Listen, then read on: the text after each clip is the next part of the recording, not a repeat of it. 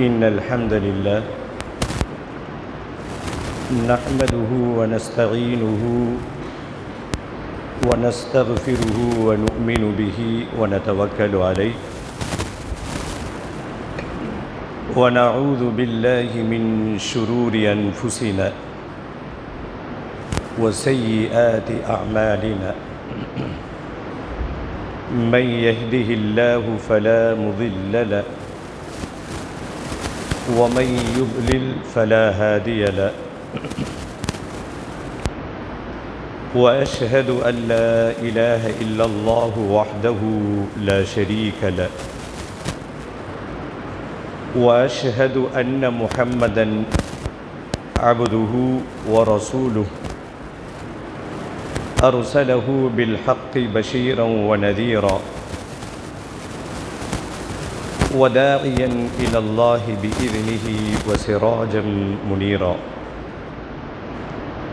فقد قال الله تعالى في القرآن العظيم والفرقان المجيد أعوذ بالله من الشيطان الرجيم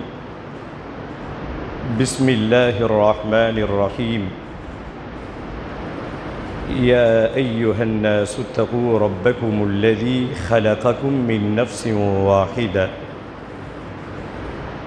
وخلق منها زوجها وبث منهما رجالا كثيرا ونساء واتقوا الله الذي تساءلون به والأرحام إن الله كان عليكم رقيبا يا أيها الذين آمنوا اتقوا الله حق تقاته ولا تموتن إلا وأنتم مسلمون يا أيها الذين آمنوا اتقوا الله وقولوا قولا سديدا يصلح لكم أعمالكم ويغفر لكم ذنوبكم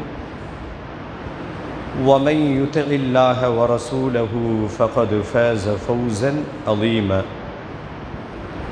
اللهم صل على محمد وعلى آل محمد كما صليت على إبراهيم وعلى آل إبراهيم إنك حميد مجيد اللهم بارك على محمد وعلى آل محمد كما باركت على إبراهيم وعلى آل إبراهيم إنك حميد مجيد رضيت بالله ربا وبالإسلام دينا وبمحمد صلى الله عليه وسلم نبيا எல்லா புகழும் புகழ்ச்சியும் ஏக இறைவனாகிய அல்லாஹு ஜல்ல ஷானு தாலா ஒருவனுக்கே உரித்தாகுக. ஸலவாத்தும் சலாமும் உயிருக்கு உயிரான உயிரிலும் மேலான ரஹ்மத்துல்லில் ஆலமீன் அகிலத்தின் அருட்கொடை அன்னலம் பெருமானார் ஸல்லல்லாஹு அலைஹி வஸல்லம் அவர்களின் மீதும் அன்னாரினுடைய குடும்பத்தார்கள் கிளையார்கள் அவர்களுடைய வாழ்க்கை நெறியை அடியொற்றி வாழ்ந்த உத்தம சத்திய சஹாபாக்கள் சஹாபிய பெண்மணிகள் தாபியீன்கள் தபஅ தாபியீன்கள் ஷுஹதாக்கள் ஃபுகஹாக்கள் முஜாஹிதீன்கள் நல்லோர்களாகிய நம்முடைய முன்னோர்கள் குறிப்பாக புனிதமிகு ரமலானுடைய மாதத்தில் கடமையான நோன்பை நோற்றவர்களாகவும் இன்றைய ஜும்மாவினுடைய கடமை நிறைவேற்றுவதற்காகவும் இறை தூதர் காண்பித்து தந்த வழிகாட்டுதல் படி ஹுதுபா என்னும் பிரசங்கம் துவங்குவதற்கு முன்பாகவே பள்ளிவாசலுக்குள் வந்து காணிக்கை தொழுகை 2 ரக்காத்தை தொழுதுவிட்டு ஹுதுபாவை எதிர்பார்த்து செவிதாழ்த்தி கேட்டுக்கொண்டிருக்கக்கூடிய உங்கள் அனைவரின் மீதும் எல்லாம் வல்ல அல்லாஹுவின் அன்பும் அருளும் என்றும் நிலவட்டுமாக என்ற இனிய பிரார்த்தனையோடு நம்மை படைத்து பரிபாலித்து கண்காணித்து கொண்டிருக்கும் எல்லாம் வல்ல அல்லாஹுவை அஞ்சி வாழும்படி முதலாவதாக எனக்கும் உங்களுக்கும் வசியத் செய்து கொள்கிறேன். ஊசிக்கும் வ ஈயாய அவ்வலம் பித்தகுவல்லாஹ். கண்ணியத்திற்குரிய பெரியோர்களே, இளைஞர்களே, சகோதர சகோதரிகளே, சிறார்களே, அல்லாஹுவினுடைய பேரருளால் ரமலான் மாதத்தினுடைய 4வது ஜும்மாவை அடைகின்ற பெரும் பாக்கியத்தை அல்லாஹ் நம் அனைவருக்கும் வழங்கியிருக்கிறான். அல்ஹம்துலில்லாஹ். இது வெறும் ரமலான் மாதத்தினுடைய 4வது ஜும்மா மட்டுமல்ல, ரமலான் மாதத்தினுடைய கடைசி ஜும்மாவாகவும் இது இருக்கிறது. அது மட்டுமல்ல, ரமலான் மாதத்தினுடைய கடைசி நிலையில், விளிம்பு நிலையில் நாம் இருந்து கொண்டிருக்கிறோம்.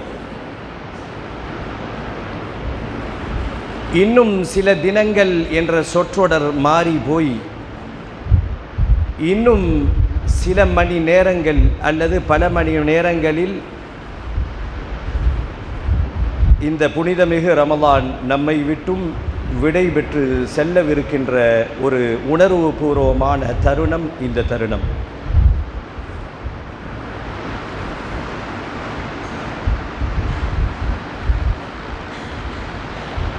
சத்திய மார்க்கம் இஸ்லாம்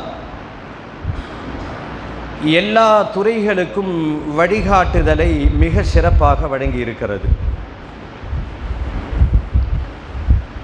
இந்த இஸ்லாமிய மார்க்கம் உலகத்தில் உள்ள எல்லா துறைகளுக்குமான சிறப்பான வழிகாட்டுதல் இஸ்லாத்திலே உண்டு. ஆன்மீகத்தை, அரசியலை, அறிவியலை, வணிகவியலை, இப்படி எல்லா துறைகளையும் தெளிவாக பேசுகின்ற மார்க்கம் பொருளாதாரத்தை குறித்தும் மிக தெளிவாக இந்த உலகத்திற்கு வழிகாட்டுகிறது. அல் குர்ஆனினுடைய பொருளாதார தத்துவம் இந்த உலகத்தால் வரவேற்கப்பட வேண்டிய ஒன்று.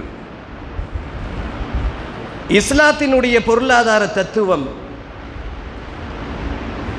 ஒன்றை தான் இந்த உலகத்திற்கு அறிமுகப்படுத்துகிறது.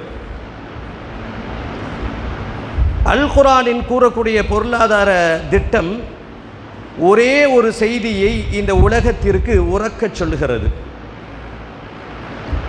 என்ன செய்தி?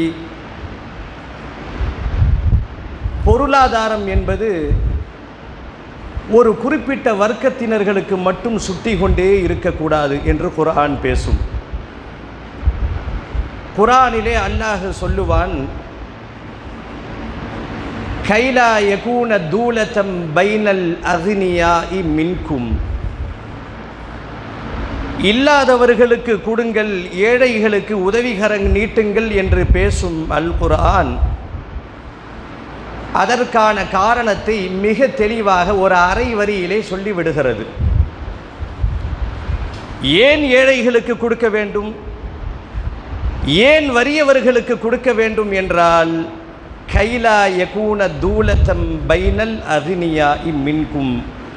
உங்களில் இந்த பணம் காசு என்பது பணக்காரர்கள்ட்ட மட்டும் சுட்டி கொண்டே இருப்பதை இறைவன் விரும்பவில்லை. மேடில் இருக்கக்கூடிய தண்ணீர் எப்படி தாழ்வான பகுதியை நோக்கி விரைந்து ஓடுகிறதோ அதே போல வசதி படைத்தவர்களுடைய பொருளாதாரம் எளிய மக்களை நோக்கி ஓட வேண்டும் என்று குர்ஆன் பேசுகிறது. ஒரு அரை வரிதான் இந்த வசனம். எவ்வளவு அற்புதமான ஆழமான பல கருத்துக்களை இந்த உலகத்திற்கு சொல்லுகிறது. உங்களிலே வசதி படைத்தவர்கள் இருப்பார்கள், இந்த பணக்காரர்கள்ட்ட மட்டும் பணம் சுற்றி கொண்டிருப்பதை இறைவன் விரும்பவில்லை. உமக்கு கொடுத்ததை இல்லாத மக்களுக்கு கொடுக்க வேண்டும், அவர்களுடைய வாழ்வும் வளம் பெற வேண்டும் என்று மார்க்கம் கூறுகிறது. இந்த வசனம் இரண்டு செய்தியை மிக தெளிவாக நமக்கு சொல்லுகிறது. இந்த வசனம் சொல்லக்கூடிய முதல் செய்தி என்ன? பொருளாதாரம் என்பது வெறும் பணக்காரர்கள்ட்ட மட்டும் இருக்கக்கூடாது, அது ஏழைகளை நோக்கியும் வறியவர்களை நோக்கியும் பாய வேண்டும் என்று குர்ஆன் சொல்லுகிறது. இதில் இன்னொரு கருத்தையும் குர்ஆன் மிக ஆழமாக அலசும். இந்த வசனம் எதை உணர்த்துகிறது என்று சொன்னால், உலக அழியும் நாள் இருக்கின்ற வரை பணக்காரர்களும் இருப்பார்கள், ஏழைகளும் இருப்பார்கள். கியாமத்து நாள் வரைக்கும் கொடுப்பவர்களும் இருப்பார்கள், அதை வாங்குபவர்களும் இருப்பார்கள். கியாமத்து நாள் வரைக்கும் கொடுக்கும் கரங்களும் இருக்கும், வாங்கும் கரங்களும் இருக்கும், இருக்க வேண்டும் என்று குர்ஆன் கூறுகிறது. வறுமையை முற்றிலுமாக ஒழிக்க முடியாது. சிலர்கள் வாய்ச்சவடாமல் பேசுவார்கள் வறுமையை ஒழிப்போம் என்று. யாராலும் முழுவதுமாக வறுமையை ஒழிக்கவே முடியாது. ஓரளவுக்கு ஏழைகளுடைய வாழ்க்கையை மேம்படுத்தி விடலாம். நீங்கள் குர்ஆனுடைய இந்த வசனத்தில் ரெண்டே ரெண்டு செய்தி. உங்ககிட்ட இருக்கிற பணம், வசதியானவர்கள்கிட்ட இருக்கின்ற பொருளாதாரம் வறியவர்களை நோக்கி செல்ல வேண்டும் குர்ஆன் பேசுகிறது. அதே நேரத்தில் கியாமத்து நாள் வரைக்கும் எல்லோரும் பொருளாதாரத்திலே சமநிலையோடு இருக்க மாட்டார்கள்.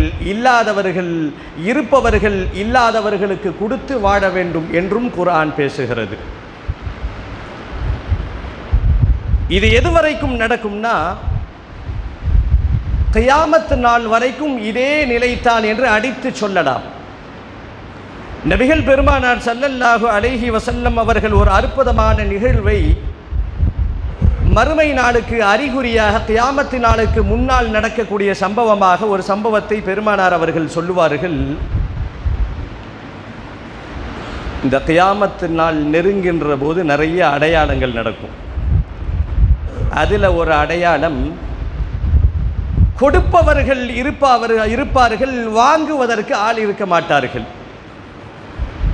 கியாமத்து நாளினுடைய அடையாளத்திலே மிக சமீபத்திலே இப்படி ஒரு நிகழ்வு நடக்கும். மார்க்கம் பேசுகிறது, ஜகாத்தையும் சதகாக்களையும் கொடுப்பதற்கு ஆள் இருப்பார்கள், வாங்குவதற்கு ஆள் இருக்க மாட்டார்கள். பெருமானார் ஸல்லல்லாஹு அலைஹி வஸல்லம் சொல்லுவார்கள், ஒருவர் ஜகாத்து பொருளை கையில் தூக்கிக்கிட்டு கூகுளில் சர்ச் பண்ணி, நமக்கு தெரிகிற மாதிரி பாஷையில் சொல்லணுன்னா தேடி அலைவர். இன்றைக்கு வாங்குபவர்கள் நம்மை தேடி வருகின்ற ஒரு சூழலை பார்க்கிறோம். ஒரு காலம் வரும், கியாமத்தினுடைய மிக சமீபத்தில் கொடுப்பவர்கள் இருப்பார்கள், வாங்குவதற்கு ஆள் இருக்க மாட்டாங்க. அப்போ ஒருத்தர் என்ன பண்ணுவாரா, கையில் சதக்காவையும் ஜகாத்தையும் வச்சுக்கிட்டு யார்கிட்டடா கொடுக்கறதுன்னு அலைன்னு அலைஞ்சி கேள்விப்பட்டு, அந்த ஊரில் அந்த இடத்துல அந்த டோர் நம்பர் இப்படிலாம் ஹதீஸில் இல்லை, விளங்குறதுக்காக வேண்டி சொல்கிறேன், அந்த இடத்துல அந்த அட்ரஸில் உள்ள ஒருத்தவர் வாங்கிறதுக்கு தகுதியாக இருக்கிறார் அப்படின்னு கேள்விப்பட்ட உடனே நேராக போய் அவர்கிட்ட இந்தாங்க சதக்காவையும் ஜகாத்தையும் வச்சுக்கோங்கன்னு கொடுக்கும்போது அவர் சலிப்பு தட்டி ஒரு வார்த்தை சொல்லுவாராம், நேற்று வந்திருக்க மாட்டிங்களா, இன்றைக்கி எனக்கு ஃபுல்லாகிருச்சு, இன்றைக்கி எனக்கு தேவையில்லை அப்படின்னு திருப்பி அனுப்பி விடுவார். இப்படி ஒரு காலம் கியாமத்தினுடைய மிக சமீபத்தில் நடக்கும். எல்லாரும் தன்னிறைவாக பெறக்கூடிய ஒரு காலம். அது வரைக்கும் கொடுக்கும் கரங்களும் இருக்கும், வாங்கும் கரங்களும் இருக்கும். இஸ்லாம் அனைவரையும் கொடுக்கும் கரங்களாக நம்மை மாற்றுகிறது. இன்றைக்கு நம் சமூகத்தில் பேசப்பட வேண்டிய, பேச மறுத்துவிட்ட பல விஷயங்களில் முதல் விஷயம், இந்த ஜகாத்தை பற்றி ஒரு புரிதல் நம்மிடத்திலே தெளிவாக மிகச்சரியாக இல்லை. ஜகாத்னா என்ன, சதகானா என்ன, ஹஜ்ஜினா என்ன, உம்ரானா என்ன, அதை கூட ஓரளவுக்கு தெரிஞ்சு வச்சிருப்போம். இந்த ஜகாத்துக்கும் சதகாவுக்கும் வேறுபாடுகள் தெரியாத காரணத்தினால்தான் ஜகாத்தை இன்றைக்கு முறைப்படி விநியோகம் செய்யப்படுவதில்லை.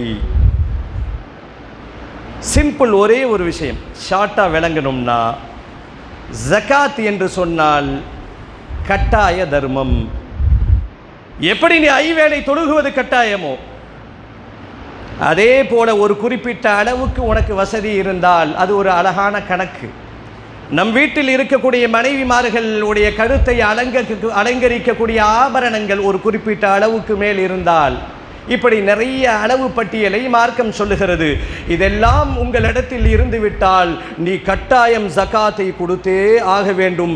அப்படி இல்லை என்று சொன்னால் நீ பாவியாக மாறிவிடுவாய். அது மாத்திரமல்ல சகோதரர்களே, குர்ஆன் பேசும். இந்த செய்தி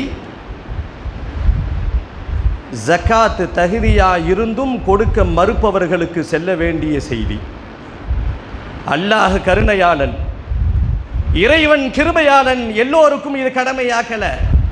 ஒரு குறிப்பிட்ட அளவுக்கு தொகை, ஒரு குறிப்பிட்ட அளவுக்கு பொருளாதார விகிதாச்சாரம் ஒரு வருடம் முழுவதும் உன்னிடத்தில் இருந்தால் மட்டுமே ஜகாத் கடமையாகும் என்று கருணையாளன் இந்த உம்மத்தின் மீது விதித்திருக்கிறார்.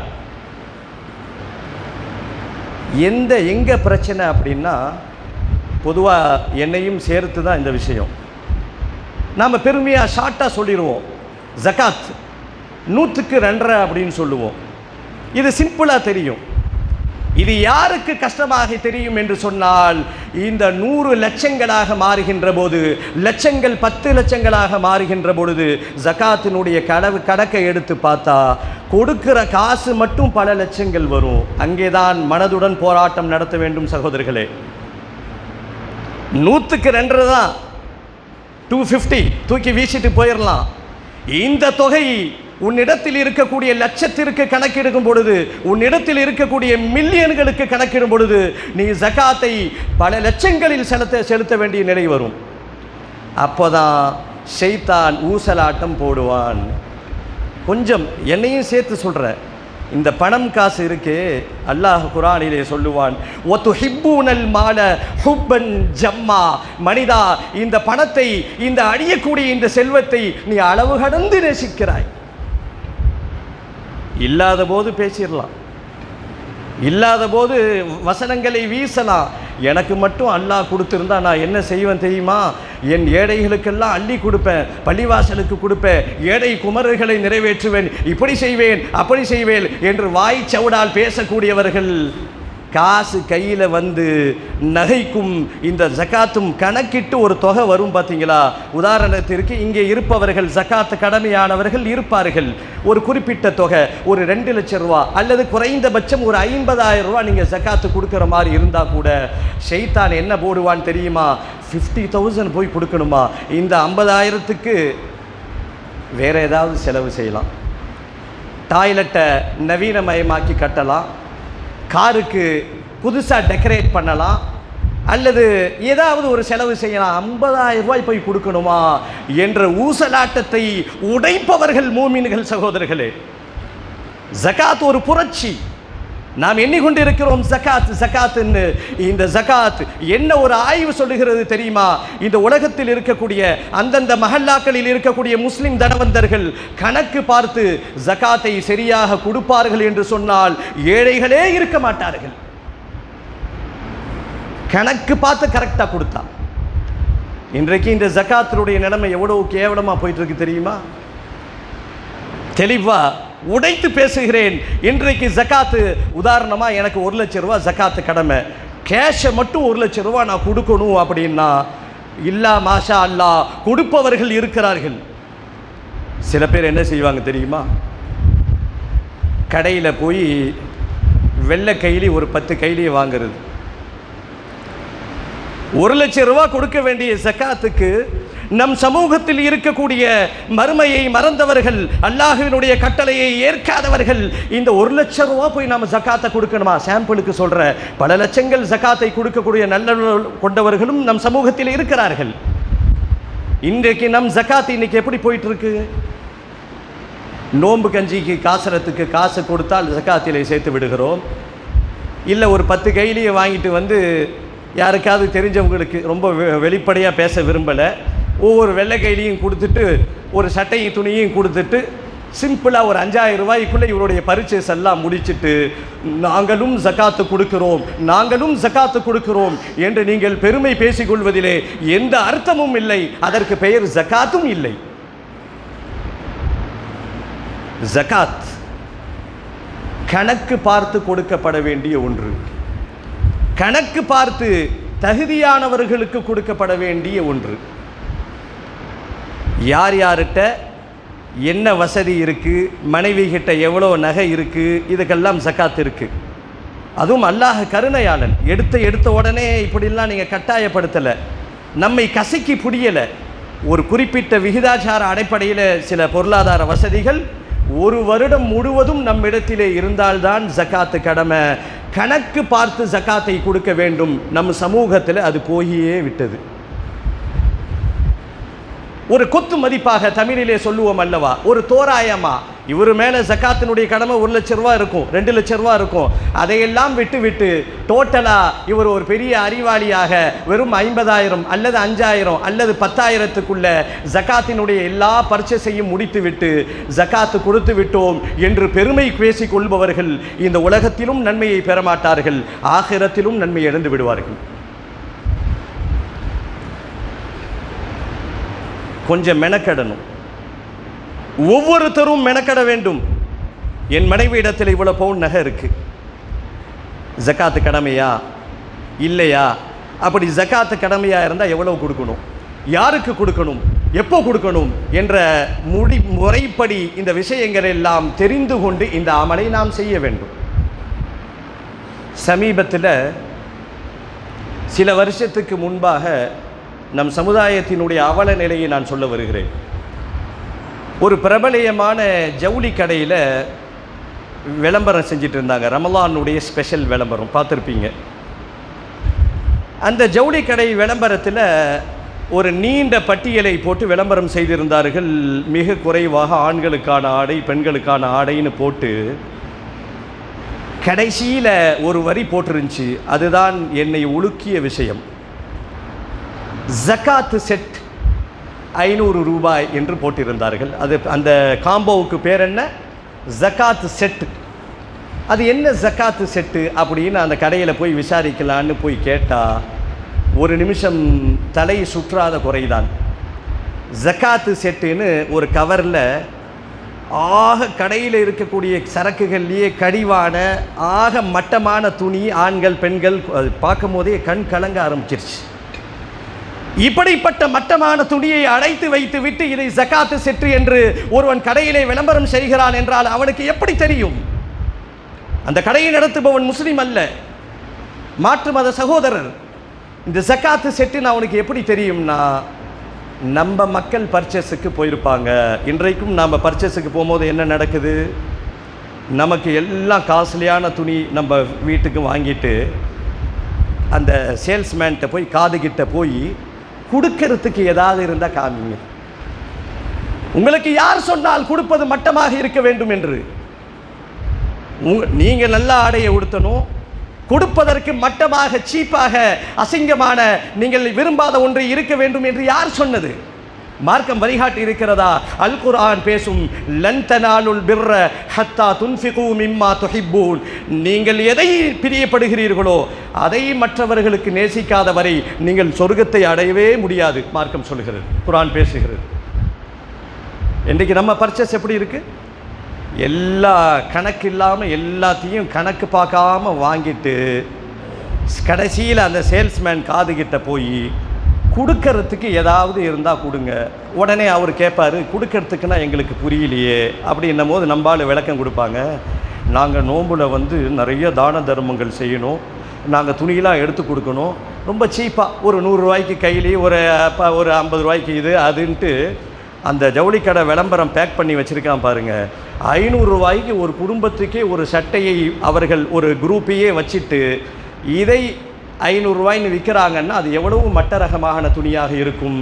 ஜகாத்து செட்டு அப்படின்னு இதற்கு பேர் வேறை. நாம் இங்கே விளங்கக்கூடிய செய்தி என்னன்னா, இந்த ஜகாத்தை உண்மையான முறையில் செல்வந்தர்கள் நிறைவேற்றுவதே இல்லை, இல்லா மாஷா அல்லாஹ், அல்லாஹுவை தவிர. மற்றவர்கள் ஒரு கண் துடைப்புக்காக ஏதேனும் செய்து விடுகிறார்கள். ஏதோ நம்ம கொடுத்து ஒரு கையிலையையும் ஒரு சட்டையையும் ஒரு துண்டையும் இல்லை கையிலேருந்து ஒரு 100 ரூபாயும் கொடுத்து விட்டு நான் ஜகாத்து கொடுத்து விட்டேன் என்று இருமாப்பு கொள்பவர்களே, ஒன்றை விளங்கிக் கொள்ளுங்கள், ஜகாத் என்பது எல்லோருக்குமான கடமை அல்ல. இங்கே இருப்பவர்கள் எல்லோருக்குமான கடமையா என்று பார்த்தால் இல்லை. மார்க்கம் தெளிவாக சொல்லுகிறது, ஒரு குறிப்பிட்ட விகிதாச்சார பொருளாதார அடிப்படையிலே 1 வருடம் முழுவதும் உங்களிடத்தில் இருக்கணும். அது பெண்களுடைய ஆபரண தங்கமாக இருந்தாலும் சரி, அது ஒரு நீண்ட விளக்கம். 1 வருஷம் உங்ககிட்ட இருந்தா 100க்கு 2.5, அது கால்நடைகளாக இருந்தால் அதுக்கு சட்டம் மாறும். கொஞ்சம் ஆய்வு செய்யணும், கேட்கணும். இப்படி இருந்து எனக்கு இவ்வளவு தொகை ஜகாத்து, எனக்கு இவ்வளவு தொகை ஜகாத்து, நான் 1 லட்சம் ரூபாய் ஜகாத்தை கொடுப்பேன் என்று என்றைக்கு நம் சமூகம் துணிந்து வெளியிலே வருகிறதோ அன்றைக்கு தான் இந்த ஜகாத்தை பற்றி உண்மையான புரிதல் நம்மிடத்திலே இருக்குமே ஒழிய, இந்த ஜகாத் அப்படின்னா நாம் சிம்பிளாக சுருக்கமாக விளங்கணும்னா இது கட்டாய தர்மம், கண்டிப்பாக கொடுத்தாகணும், எல்லோரும் இல்லை, இந்த கடமையானவர்கள் செய்யணும். மார்க்கம் அடுத்து இன்னொன்று அறிமுகப்படுத்துகிறது, சதகா, தான தர்மம். இதுக்கு 1 வருஷம் உங்ககிட்ட கேஷ் இருக்கணும், 10 பவுன் நகை இருக்கணும்லாம் எந்த கண்டிஷனும் இல்லை. கையில் ஒரு 10 ரூபா இருக்குது, ஒருத்தர் ரோட்டில் போகும்போது கேட்குறாரு, எடுத்து கொடுக்குறீங்க. இந்த சதகாவை யார் வேண்டுமானாலும் எப்பொழுது வேண்டுமானாலும் செய்யலாம். மார்க்கம் வலியுறுத்துகிறது. இந்த ஜும்மாவுடைய நன்னாளில் இந்த கூட்டத்தில் கேட்டுக்கொண்டிருக்கக்கூடிய உங்களில் யார் இருந்தாலும் சரி, இதை வெளியிலிருந்து கேட்கக்கூடிய சகோதரிகள் யாராக இருந்தாலும் சரி, இதுவரைக்கும் எந்த ஜுவல்ஸையும் கணக்கு பார்த்து நான் ஜகாத்து கொடுக்கல அப்படின்னா நீங்கள் குற்றவாளி. கணக்கு பார்க்கணும், நகைக்கான கணக்கு, இவ்வளவு நகை இருக்குது, இத்தனை வருஷமாக இருக்குன்னா எவ்வளவு என் மேலே கடமை, இதெல்லாம் கேட்டு முறைப்படி ஜகாத்தை வெளிப்படுத்த வேண்டும். மொத்தத்திலே இஸ்லாம் எல்லா மனிதர்களையும் கொடுக்கும் கரம் உடையவர்களாக மாற்றுகிறது. எல்லா மனிதர்களும் சுயமரியாதையோடு கொடுக்கும் கரங்களாக நீங்கள் வாடுங்கள். மார்க்கம் சொல்கிறது, கடமையான ஜகாத்து, கடமை இல்லை என்று சொன்னால் சதகா. மொத்தத்திலே உங்களுடைய உள்ளத்திலே ஈரத்தன்மை இருந்து கொண்டே இருக்க வேண்டும். அதற்காகத்தான் தமிழிலே இந்த ரமலானுடைய பெருநாளை கூட ஈகை திருநாள் என்று ஈகையோடு ஒப்பிட்டு ஒரு பெருநாளை கொண்டாடுகிறோம் என்று சொன்னால் அது முஸ்லிம் சமுதாயத்திலே, இஸ்லாமிய சமுதாயத்தில் மட்டும்தான் என்பதை புரிந்து கொள்ள வேண்டும். 2 செய்தி. போய் உடனே ஜகாத்து கடமையாக இருக்கான்னு உங்களை நீங்கள் செக் பண்ணிக்கோங்க. மார்க்க அறிஞர்கள் தாராளமாக இன்றைக்கி நிறைய செய்திகள் கிடைக்குது. செக் பண்ணிக்கிட்டு கடமையாக இருந்தால் அந்த தொகையை பாரபட்சம் இல்லாமல் கொடுத்து விடுங்க. இது ஒரு செய்தி. ஜகாத்து கடமை இல்லையா, அப்போ என்ன பண்ணலாம், நம்மளால் முடிஞ்ச உதவிகளை செய்யலாம். இது ஒன்று. அடுத்து இன்னொரு செய்தி, இன்றைக்கு நம் சமூகத்தில் இருக்கக்கூடிய ஒரு பெரிய குறை என்னென்னா, யாரும் சொந்தக்காரர்களுக்கு கொடுப்பதில்லை. ஊர் உலகத்தில் போய் கொடை வள்ளல், நான் இப்படி அப்படி என்றெல்லாம் என்னென்னமோ வேலையை செய்கிறார்கள். கூட பிறந்த தம்பி தங்கச்சி, அவனுடைய வீட்டில் இருக்கக்கூடியவர்கள் நோய்வாய்ப்பட்டு இல்லது கல்யாணம் முடிக்கிறதுக்கு வசதி இல்லாமல் நிறைய தேவைகள் இருக்கும். இஸ்லாம் என்ன சொல்லுதுன்னா, நீ செய்யக்கூடிய தர்மம் உறவுகளோடு இணைந்தால் 2 நன்மை, 2 சிஃபத்துகள் தன்மை உனக்கு சேருது. ஒன்று தர்மம் செய்த நன்மை, இன்னொன்று உறவுகளை அரவணைத்து கொள்ள நன்மை. சில குரூர சிந்தனை உள்ளவர்கள் இருக்கார்கள், சொந்தக்காரனுக்கு கொடுக்க மாட்டான். என்ன காரணம்னு கேட்டால் வெளிப்படையாக பேசுவார்கள். அவங்களுடைய கை ஓங்கிருச்சுன்னா எங்களெல்லாம் மதிக்க மாட்டாங்க. இவர் கொடுக்குற ஒரு 1000 ரூபாயிலையும் 5000 ரூபாயிலையும் அவங்களுடைய கை ஓங்கிருச்சுன்னா இவங்களை கவனிக்க மாட்டாங்களாம். இப்படிப்பட்ட ஒரு ஈன புத்தி உடையவர்கள் நம் சமூகத்தில் இருக்கிறார்கள். அதையெல்லாம் உடைத்து எரியப்பட வேண்டும். இந்த ஜகாத்து கடமையானவர்கள் உறவுகள்கிட்ட ஆரம்பித்து தகுதியானவர்களுக்கு ஜகாத்தை கொடுங்க. குர்ஆன் பேசுகிறது, இன்னம ஸதகாத்து லில் ஃபுகரா வல் மசாகீனி வல் ஆமிலீன அலைஹா வல் முஅல்லஃபதி குலூபுஹும். இப்படி ஒரு பெரிய பட்டியலை சொல்லுது. இவர்களுக்கு நீங்கள் ஜகாத்தை கொடுக்கலாம். குறிப்பாக நான் திரும்பவும் அழுத்தமாக சொல்கிறேன், உறவுகள்கிட்ட இருந்து இந்த மாதிரி உதவிகளை ஆரம்பிங்க, அதுக்கப்புறம் தான் அடுத்த பர்சன் என்பதை இந்த நல்ல நேரத்திலே புரிந்து கொள்வோம். குறிப்பாக இப்போ வரக்கூடிய இந்த ரமலானை முன்னிட்டு இஸ்லாம் ஒரு அற்புதமான ஒரு தர்ம சிந்தனையை நமக்கு ஊட்டுகிறது. எப்படியாவது கொடுத்துக்கிட்டே இருங்கன்னு மார்க்கம் சொல்லுது பாருங்கள். இப்போ ரமலான் வரப்போகிறது. ஜகாத்துல் ஃபித்ரா என்றெல்லாம் நாம் கேள்விப்பட்டிருப்போம் அல்லவா? ஏன் ஃபித்ரா கொடுக்குறோம்? Simple matter. இந்த நோன்பு வச்சிட்டு இருக்கும் போது நாம் ஏதாவது நம்மை அறியாமல் தவறு செய்திருந்தால் அதற்கு பரிகாரமாக அந்த ஃபித்ரா அமையும். அடுத்ததாக ஏழைகளுக்கு உணவாக இந்த ஃபித்ரா அமையும் என்று மார்க்கம் சொல்கிறது. அந்த பெருநாள் அன்னைக்கு நாம் நல்ல ருசியாக சாப்பிடுவோம். நம் சமூகத்தில் ஒரு கூட்டம் இருக்கிறது, ரேஷன் அரிசியை வாங்கி அதை பொங்கி சமைத்து சாப்பிடக்கூடிய கூட்டம் இன்றைக்கும் நம்ம ஊரில் பக்கத்துலேயும் இருக்கலாம், வேறு எங்கேயாவது இருக்கலாம். அப்படி இந்த ஃபித்ராவை உரியவர்கள்ட்ட கொண்டு போய் சேர்த்து நாம் எப்படி மனைவி மக்களோடு குதூகலமாக அறுசுவை உணவை உண்டு பெருநாளை கொண்டாடுகிறோமோ அதே போல் அந்த ஏழை மக்களும் கொண்டாட வேண்டும் என்ற நோக்கத்தில் இந்த ஜகாத்துல் ஃபித்ரை இஸ்லாம் கடமையாக்கி இருக்கிறது. குடும்பத்தில் உள்ளவை எல்லோர்களும் கண்டிப்பாக கொடுக்கணும். பெர் ஹெட்டு கொடுத்தாகணும். 5 பேர் இருந்தால் 5 பேரும் கொடுக்கணும்.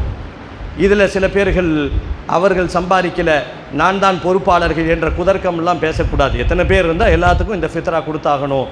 இது போன்ற நல்லறங்களை தொடர்ந்து செய்வதன் மூலமாக இறை அருளை நாம் பெற்றுக்கொள்வோம். எல்லாம் வல்ல அல்லாஹ் நம் அனைவரையும் ஈகை செயல் சிந்தனை உள்ளவர்களாக, கொடுக்கும் கரங்களாக அல்லாஹ் நம் அனைவரையும் மாற்றி அருள் புரிவானாக. யா அய்யுஹல்லதீன ஆமனு தகுல்லாஹ ஹக்க துகாதி வலா தமூதுன்ன இல்லா வ அன்தும் முஸ்லிமூன்.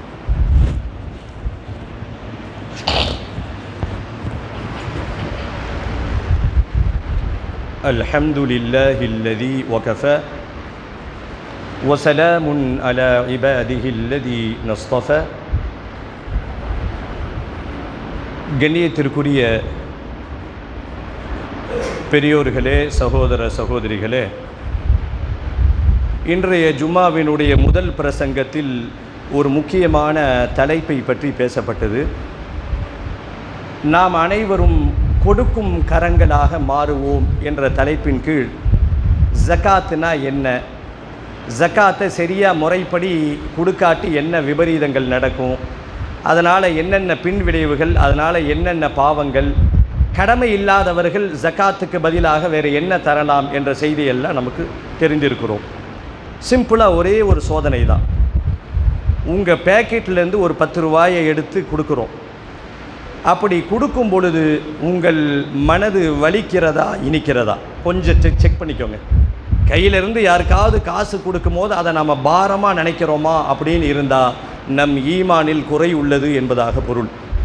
மனமு வந்து கொடுக்க வேண்டும் மார்க்கம் சொல்லுகிறது. இந்த வேண்டா வெறுப்பா, இந்த வலுக்கட்டாயமா, இதை சலிச்சுக்கிட்டு இப்படி எல்லாம் கொடுக்காதே என்று மார்க்கம் சொல்லுகிறது. இன்னும் குரான் அழுத்தமாக தன்னுடைய பாணியில் சொல்லும் போது என்ன சொல்லுதுன்னா, ஹக்குல் லிஸ்ஸா இலி வல் மஹ்ரூம்னு சொல்லுது. ஏழைகளுடைய காசு உங்ககிட்ட இருக்குது மார்க்கம் சொல்லுது. நமக்கு புரிகிற பாஷையில் சொல்லணும்னா, இன்றைக்கு மருத்துவ உலகில் நிறைய செய்திகள் வருது. அதில் உடம்புக்கு தேவையான கெட்ட கொழுப்புகள், நல்ல கொழுப்புகள் பற்றியெல்லாம் நம்ம நிறைய கேள்விப்பட்டிருப்போம். செல்வந்தர்கள்ட்ட இருக்கக்கூடிய அதிகமான பணம் என்பது கெட்ட கொழுப்புக்கு சமமானது.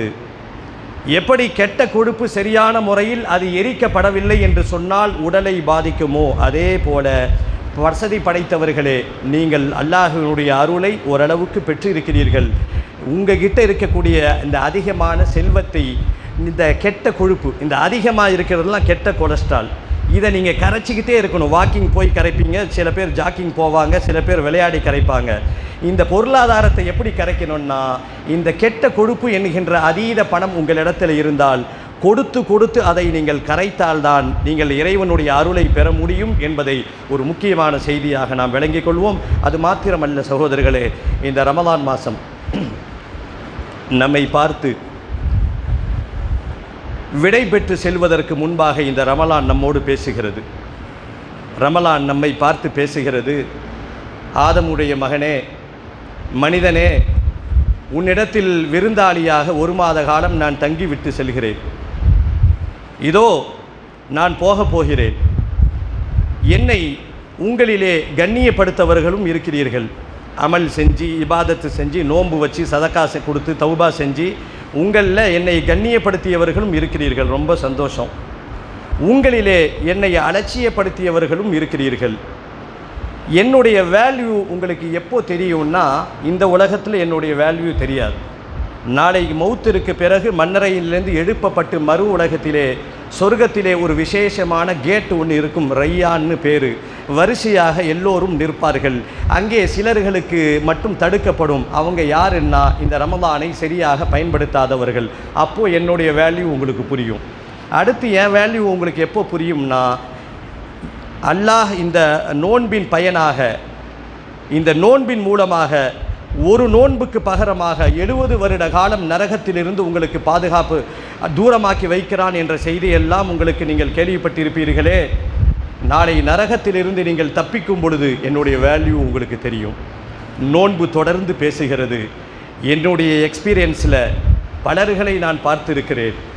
என்னுடைய அனுபவத்தில் இந்த நோன்பு பேசுது. பலர்களை நான் பார்த்திருக்கிறேன்.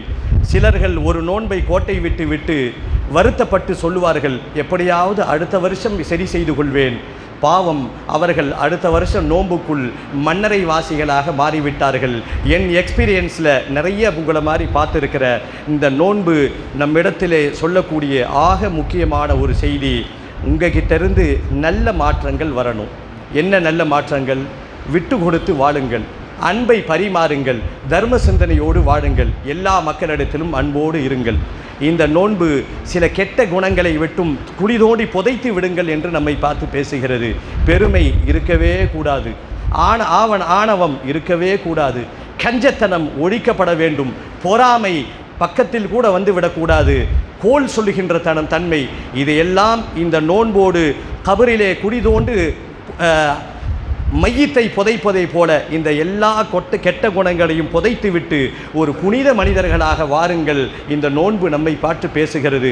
எல்லாம் வல்ல அல்லாஹ் நம் அனைவருக்கும் இந்த ரமலானினுடைய கடைசி ஜும்மா, ரமலானினுடைய ஜும்மாவை கண்ணீரோடு விடை கொடுக்கிறோம். எல்லாம் வல்ல அல்லாஹ் நம் அனைவருக்கும் அடுத்த வருடம் இருப்போமா இல்லாமல் இருப்போமான்னு தெரியாது. இருந்தாலும் அல்லாஹ்விடத்திலே பிரார்த்தனை செய்கிறோம், யா அல்லாஹ், இந்த நோன்பிலே நாங்கள் மாறிவிட்டோம். இதே போல வருகின்ற ரமலானையும் எங்களுக்கு அடையக்கூடிய பாக்கியத்தை எங்களுக்கு தந்தருவாயாக என்ற பிரார்த்தனை செய்துவிட்டு தௌபாவோடு ரமலானுக்கு விடை கொடுப்போம். எல்லாம் வல்ல அல்லாஹ் நம் அனைவருக்கும் புரிந்து கொள்வதற்கு தௌஃபீக் செய்வானாக. யா அய்யுஹல்லதீன ஆமனு தகுல்லாஹ ஹக்க துகாத்தி வலா தமூதுன்ன இல்லா வஅன்தும் முஸ்லிமூன்.